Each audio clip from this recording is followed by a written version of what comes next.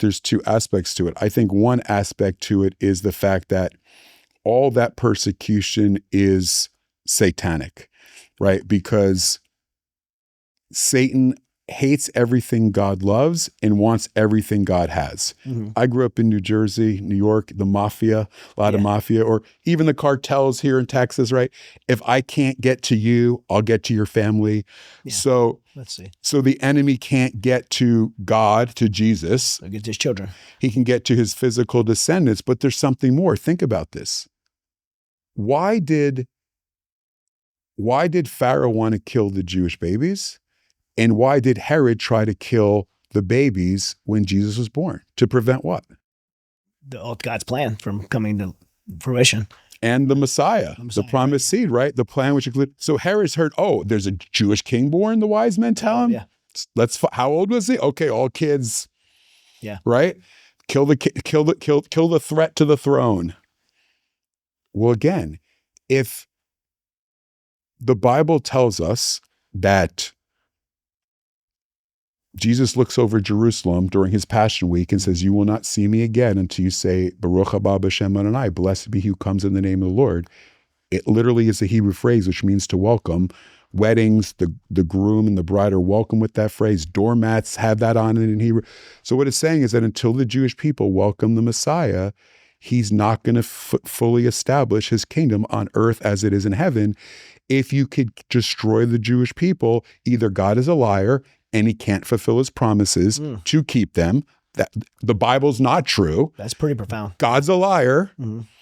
And also theoretically delay the second coming or slow down the second coming so that the prince of this world can have more time. That's the root of it. Yeah. Of course. I haven't thought of that. That's really good. Yeah. Yeah. And of course, I think when Jewish people do believe, ultimately God will protect them and redeem them from, like we read about in the book of Revelations, when the nations come and try and destroy them, they'll turn to the Messiah, and that's when he ultimately it'll be almost like a revival amongst is that how you see it? Yeah, absolutely. I mean, I think that's why the book of Revelation talks about 144,000, 12,000 from the 12 tribes of Israel, in part because God is so faithful. That's the good news, right? He's so faithful that Israel was called to be a light to the nations. Mm-hmm. That's why there's 12 Jewish apostles. They are the sneak preview of Israel bringing light to the nations. Mm-hmm. That's why they were Jewish apostles. Right. But the Jewish people as a whole didn't fulfill that destiny in its entirety. But God in the book of Revelation is allowing that to be fulfilled through the 12,000 from the 12 tribes. It's always been part of his plan. It sounds so much better when it's spoken about from a person who actually knows what you're talking about. I got Ted Cruz's contact office. Maybe you could go advise them how to talk about this. I think there's so much harm done when people don't know how to communicate this. I mean, especially when you talk about the Israeli government, because look, I love Israel. I love Western culture and society. I'm a supporter of Israel, but I do not like the Israeli government. I make it be known, like, just so no one thinks they're straddling the fence here. When you straddle the fence on something, you get shot by both sides. And so I'm not straddling the fence. I do not like Netanyahu. I don't think he's done a great job for the Jewish people. But I am pro-Israel, right? So people feel like they have to choose like a side. And by the way, just to be clear on that, I don't, it's not that I just don't trust Netanyahu. I don't trust anyone in government, including my own. So not picking on one particular government. Governments, if you trust governments and are surprised that governments are corrupt, you should probably read a history book. But I think just the people that are trying to communicate this are not saying things in the way you were saying things. Joel Richardson, I just talked to him. It's a lack of information, and a lack of information causes, dissension and conspiracy, and you feel it. You start, when you don't know, you start filling in the blanks. I agree. And I think this is part of it. I think there's these two extremes. One extreme is this absolute hatred towards the Jewish people and that's just racism. Yeah. Listen. Or whatever-ism. Look, I mean, if Jews control the media and control the world, we're doing a pretty bad job at the press we're getting and a lot of things. So I mean, I wish I had the money that controlled the world. Someone tell me where my family missed it. But So that's one extreme. And I think it's bad because, look, Jesus, it's not that Jesus was Jewish. Jesus is Jewish. He's still coming back, the book of Revelation, as a son of David, as a lion of the tribe of Judah. Mm-hmm. I mean, when we talked about in the book, when Jesus comes in human form, he takes on Jewish flesh. He ties himself even stronger to the Jewish people. You can't say you love me and hate my children. Like there's a biological connection. Now, some people deny that connection. Jews aren't Jews today. That's another discussion. Yeah. But before we get to even that, and then there's another extreme, which is an uncritical love and acceptance of everything Israel does. Yeah. Right. And I guess there's I lived in the South. I think there's a famous expression, bless their heart. Yeah. Right. Bless their heart. You mean like you can't condemn if you speak anything against the Israel government, now you're anti-Semite. Yes, that's right. Yeah. Yes, and I had this conversation before Charlie Kirk was murdered. I had this conversation with them, right? And it's yes, you can criticize Israel. It doesn't make you anti-Semitic to criticize Israel. 100%. There are plenty of legitimate criticisms of Israel, of the way Netanyahu handles government. And by the way, there's a lot of Jews who are critical of Netanyahu and are not fans of him and of his government and things that he's done. So you're in agreement with them, right? There's not.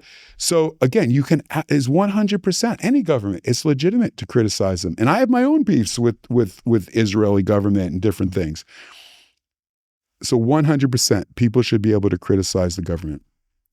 But again, here's the issue. The question that we have to then raise is, when does it cross the line? Okay, when does it cross the line? When does it actually become anti-Semitic? Again, I think one aspect of when it becomes anti-Semitic is when you do these conspiracy theories, libel, Jews are evil, they control the world, the Jews are committing genocide, they are colonialist, and there's no promise to Israel anymore, and it's denying the biblical promise and just kind of denying the right of the Jewish people's existence even if you're replacement theology. The reality is Jews are in the land, Palestinians are in the land, neither one of them are going anywhere. So the reality is, got to work it out. It's not going to change.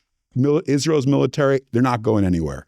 So you can wish they weren't there, think they're not there. But you got to live in the real world. They're there, period. And the United Nations let them be there and the world support.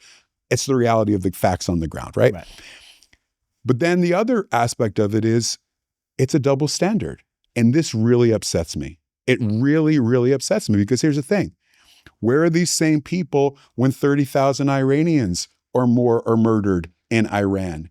Where are they speaking up when radical Islam is systematically martyring Christians around the globe and trying to eradicate Christianity? Where are these voices when you have radical Islam killing minority groups in Syria, in Lebanon, in different countries around the world?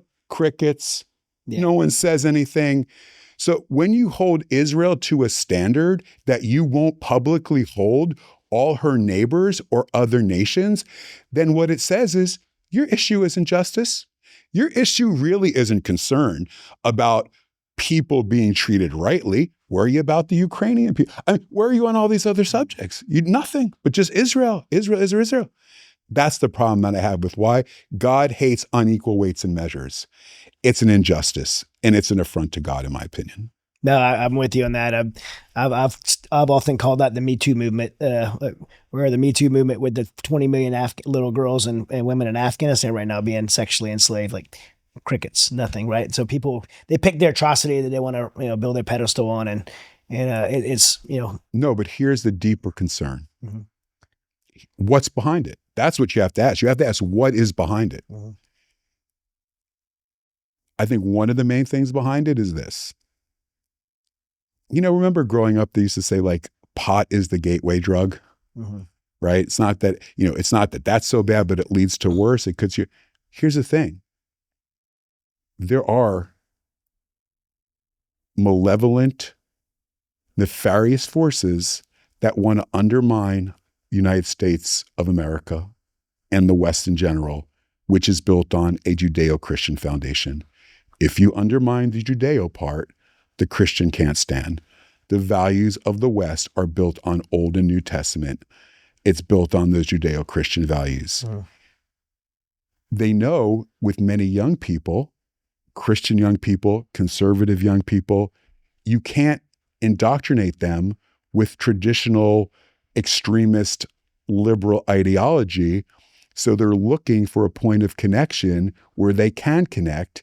And this is a gateway issue to begin to drag them into other issues by building relationship and building that connection. I believe that is part of the plan through this issue, connecting them into Islam, connecting them into leftist ideology that joins with Islam. It's a way to begin to shift people culturally without them realizing it. I think that's part of it. Yeah. And when you say Judeo-Christian, you're referring to Old and New. Old and New, 10 Commandments, all of the moral laws of the Old Testament. Like even the idea that there's one God.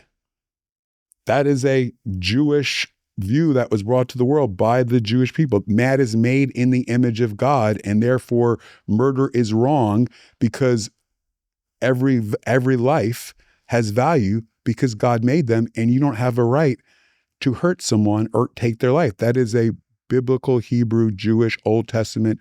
We brought that to the world, right? And so again, this is the foundation. And it's the foundation of the Constitution of the United States. All people are created equal, endowed with certain inalienable rights. It's based on that understanding. Islam doesn't have that understanding. Right. Other religions don't have that understanding. And that's why they can martyr people. And that's why they can do all of these things in the name of their faith. Because they don't have that worldview, which is biblical, which Jews and Christians hold and have in common. Yeah.